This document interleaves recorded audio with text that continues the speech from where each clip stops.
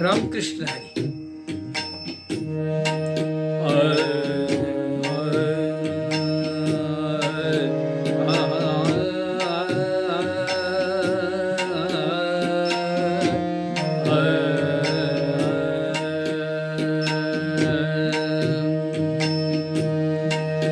नको चिंता करू वस्त्र या पोटाची, नको चिंता करू वस्त्र या पोटाची.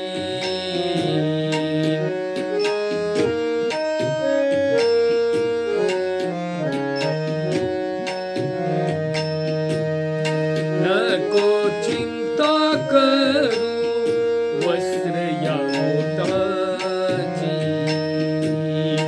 माऊली आमुची पांडुरंग, माऊली आमुची पांडुरंग.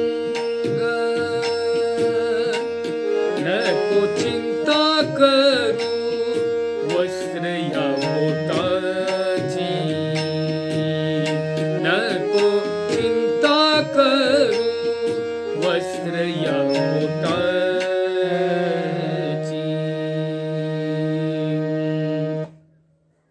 नको चिंता करू वस्त्र या पोटाची, माऊली आमुची पांडुरंग. एकदा जगद्गुरु तुकाराम महाराज जिजाईचं न पटल्यामुळे 2 महिने घरीच गेले नाहीत. कारण घरी जाणाऱ्या अतिथी लोकांचा पाहिजे तसा सन्मान झाला नाही.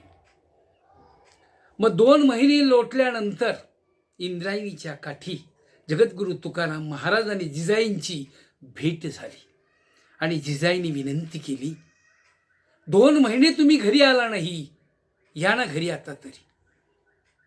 त्यावेळेला तुकाराम महाराज म्हणतात, अगं घरी आलेले अतिथी देवो भव असे असतात आणि त्यांचा तू रागराग करतेस, मी कशासाठी येऊ.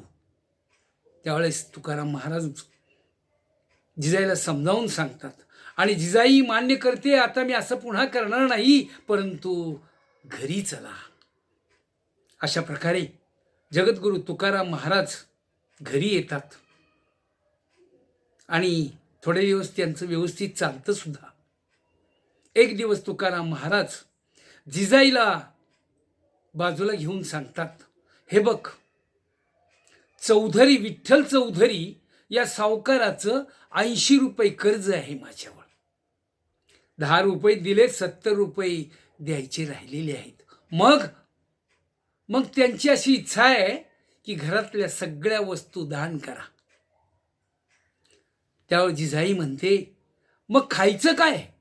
पहा, त्यावेळा तुकाराम महाराज म्हणतात, नको चिंता करू वस्त्र या पोटाची, माऊली आमुची पांडुरंग. केवढा मोठा विश्वास आहे पहा, भगवंतावर केवढा मोठा विश्वास. आज आपण पाहतो, देव जवळीच असे काय त्या लागी जन कैसे पिसे. जवळ आहे देव, परंतु विश्वासाचा अभाव असल्यामुळे तो आपल्यापासून दूर आहे. म्हणून या ठिकाणी देवावर विश्वास ठेवावा, मग निश्चितपणे त्याची अनुभूती आपल्याला आल्याशिवाय राहणार नाही. रामकृष्ण हरी.